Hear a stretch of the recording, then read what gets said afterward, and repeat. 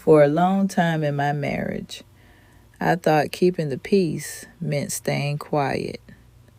If something bothered me, sometimes I would hold it in. If I was disappointed, I would tell myself it wasn't worth bringing up. If I felt hurt, I would try to move past it without saying anything. And on the outside, that probably looked peaceful. There wasn't an argument. Nobody was yelling. Nobody was slamming doors. But I eventually learned something. Silence and peace are not always the same thing. Sometimes silence is just hurt that hasn't found words yet. And I had to learn that lesson in my marriage with Jake. When you've been with somebody for a long time, you learn their personality. You know what might frustrate them. You know which conversations can become uncomfortable. You know when they're tired. You know when you're tired. And sometimes it can feel easier to just say, never mind. But never mind doesn't always mean it no longer matters. Sometimes it means I don't know how to talk about this without making things worse.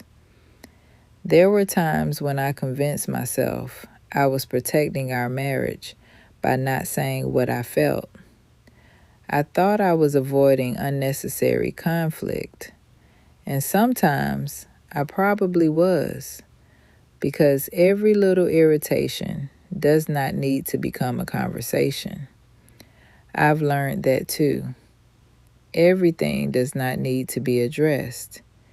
Everything does not need a meeting.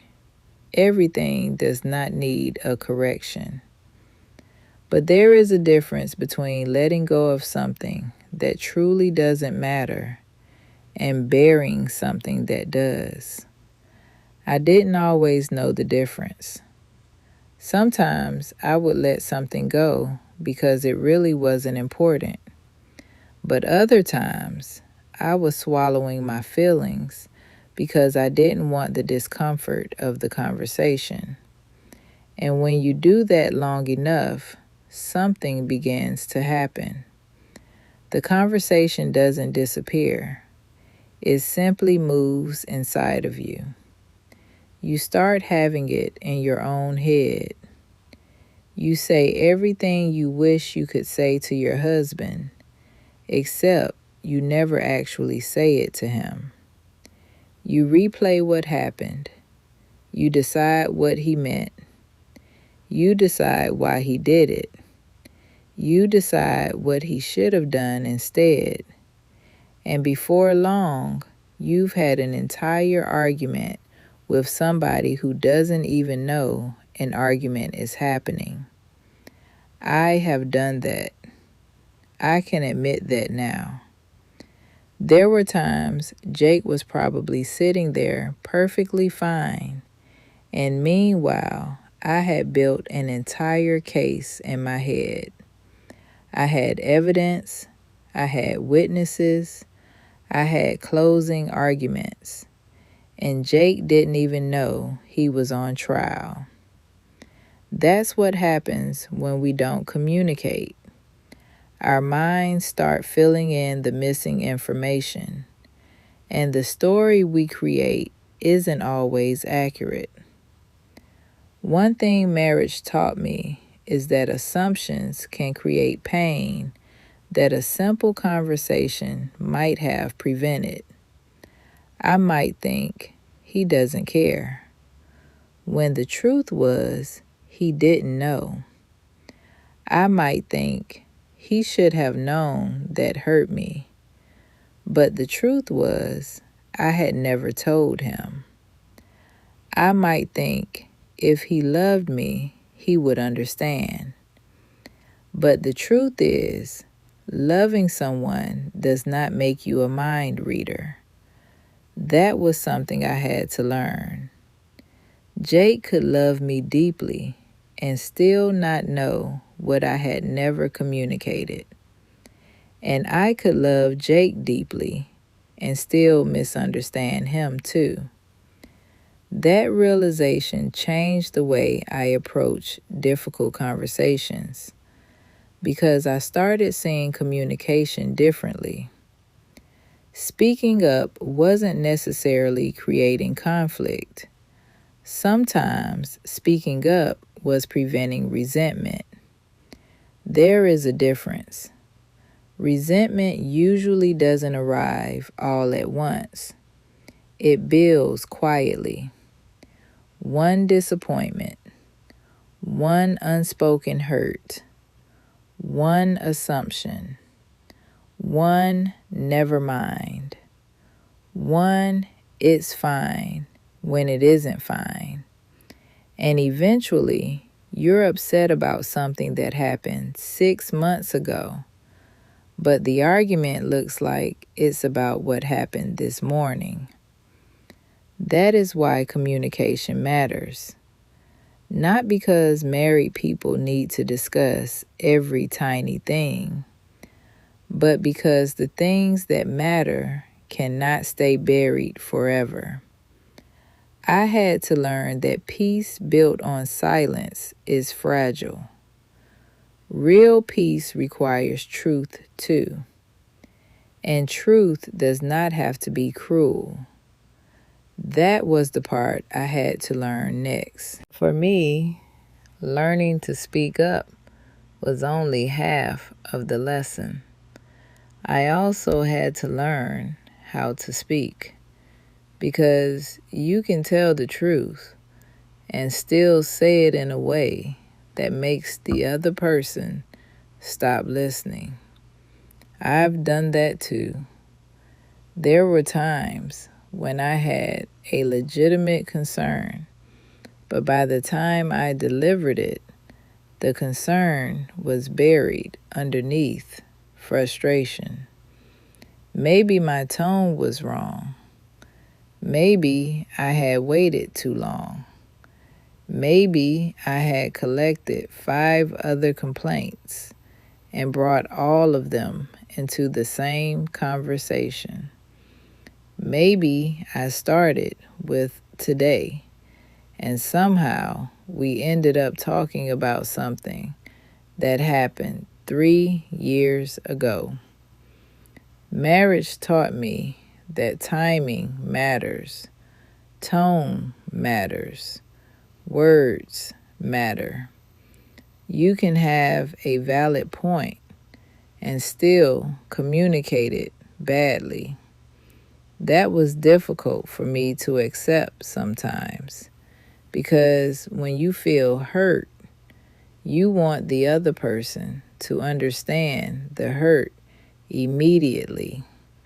And when they don't, you can become louder, more forceful, more determined to prove your point. But louder doesn't always mean clearer. Sometimes it just makes the other person defensive. I had to learn how to slow myself down. I had to stop going into conversations thinking, I need Jake to admit I'm right, and start thinking, I need us to understand what happened. Those two goals produce very different conversations. If my goal is to win, I'm listening for weaknesses in his argument. If my goal is understanding, I'm listening for what he is actually trying to say. That was a big change for me, because sometimes Jake would explain something, and I was already preparing my response before he finished talking. I wasn't listening. I was waiting. There is a difference. Listening means I'm willing to hear something I didn't expect. Listening means I leave room for the possibility that I misunderstood. Listening means I care about what the other person experienced, not just what I intended. And that lesson helped me tremendously. I learned to say things like, when that happened, this is how I felt, instead of, you always do this. I learned to talk about the situation instead of attacking the person. I learned that words like always and never can turn one problem into a judgment about someone's entire character. You never listen. You always do this. You never care. Those statements usually don't bring people closer. They make people defend themselves.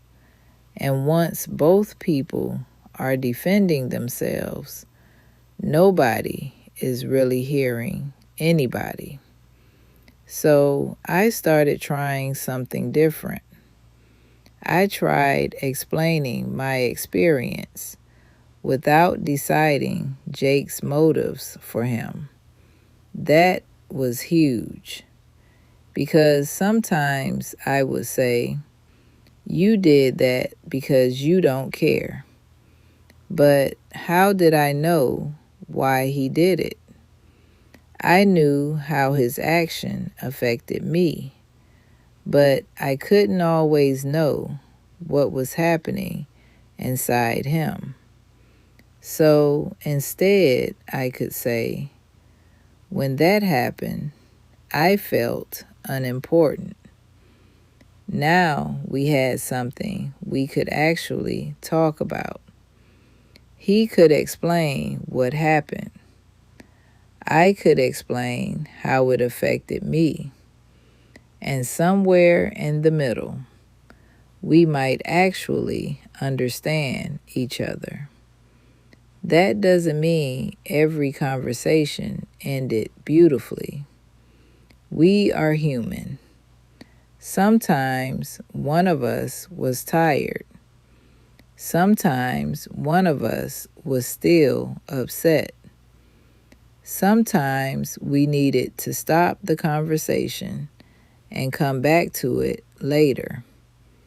I learned there is nothing wrong with saying, I want to talk about this, but I don't think I can talk about it well right now. That's not avoiding communication. Sometimes that is protecting it, because when you know you are too angry to speak without hurting someone, wisdom may be waiting until you can.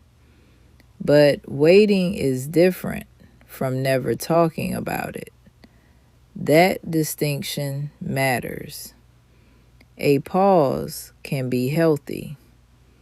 Silence that lasts for weeks while resentment grows usually isn't. And I had to learn that. Another thing I learned was not to make Jake guess what I needed. That sounds simple, but I think a lot of us do it. We tell ourselves, he should know. He's my husband. We've been married all these years. But people are not always as obvious as we think we are. Sometimes I needed comfort. Sometimes I needed help. Sometimes I needed him just to listen. But if I didn't tell him, he might try to fix the problem, when what I really wanted was to be heard. Or he might think I wanted space, when I actually wanted closeness. And then I would become frustrated because he didn't give me what I never clearly asked for. That wasn't fair to him. I eventually became much more comfortable saying what I needed. Jake, I don't need you to solve this. I just need you to listen. Or, I need your help with this. Or, what happened earlier bothered me. Can we talk about it? Simple words, but they can prevent so much confusion. Marriage became easier when I stopped expecting love to communicate everything without words. Love needs words too. Not all the time, but sometimes. There is another side to this that I want to talk about. Because speaking up in marriage does not mean saying everything that comes into your head. That is not wisdom either. I had to learn to ask myself, does this need to be said? And if it does it need to be said now? And then, how can I say it in a way that helps instead of harms? Those questions saved me from a lot of unnecessary arguments, because sometimes I was irritated, but the issue wasn't really important. Maybe Jake did something differently than I would have. Maybe he forgot something small. Maybe I was simply having a bad day. I learned not to turn every feeling into a marriage problem. Feelings matter, but every feeling does not require action. Sometimes I needed to sit with myself for a minute and ask, what is really bothering me? Because every once in a while, I would discover Jake wasn't the problem at all. I was tired. I was overwhelmed. I was worried. I was carrying something from somewhere else. And then something small happened at home and became the place where all of those emotions landed. That awareness helped me. I became better at separating. This is something between Jake and me from I am having a difficult day. That is an important distinction, because your spouse should not have to become the target for everything you are carrying. At the same time, your spouse should be someone you can talk to about what you are carrying. That is where healthy communication comes in.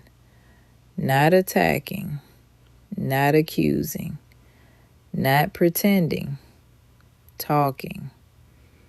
I think one of the reasons Jake and I have made it through so many different seasons is that over the years, we learned how to come back to the table.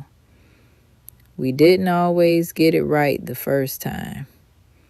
Sometimes conversations went badly. Sometimes one of us misunderstood. Sometimes one of us needed to apologize for the way we said something. But the conversation did not have to be perfect to be worthwhile. Sometimes growth simply looked like trying again. I didn't explain that well. I misunderstood what you meant. I'm sorry for my tone. Can we start over? Those 4 words, can we start over, can save a lot of damage in a marriage. You don't have to finish every disagreement exactly where it started. You can change direction. You can soften. You can apologize. You can listen again. You can start the conversation over. That is one of the beautiful things about marriage. You get another chance. Not just another chance tomorrow. Sometimes another chance 5 minutes later. And over 34 years, Jake and I have needed plenty of those chances. We are not two people who mastered marriage. We are two people who kept learning. And communication was part of that learning. I learned that staying silent wasn't always keeping peace. Sometimes I was simply postponing a conversation that needed to happen. But I also learned that speaking up didn't give me permission to say whatever I wanted, however I wanted. There had to be balance. Truth with kindness.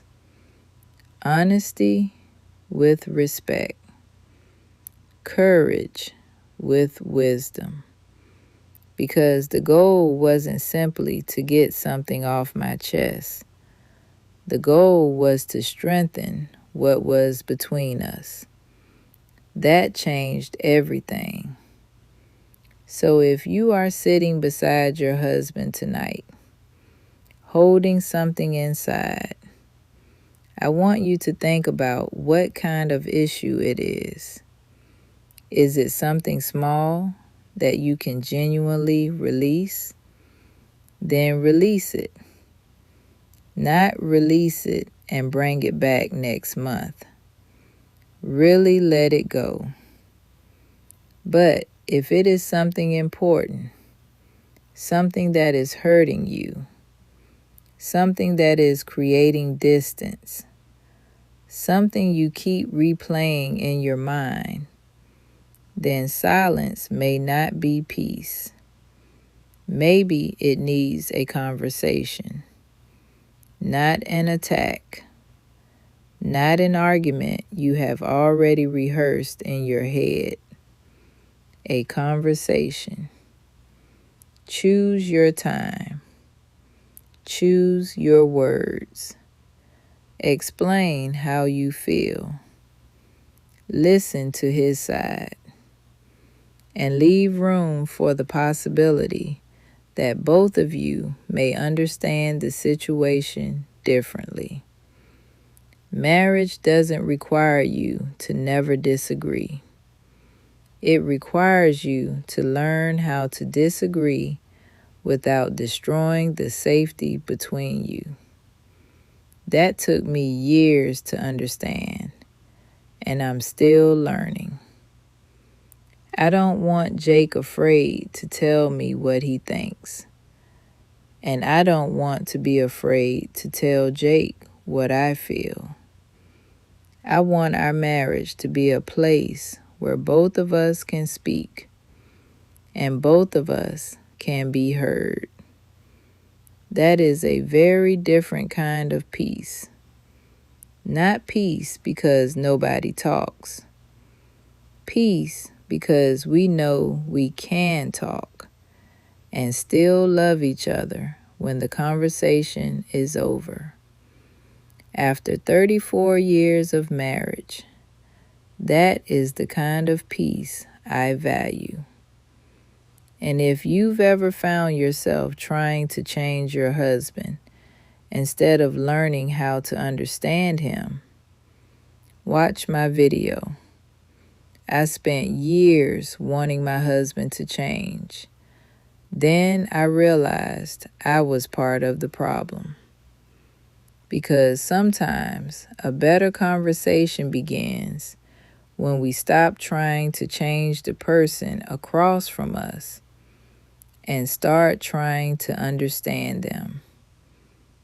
I'm Donna, and this is Still Standing with Donna.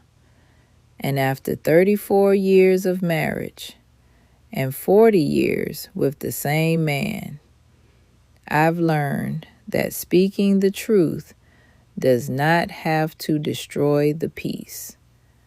Sometimes, speaking the truth with love is how you finally find it. And remember, this is a season, not a sentence.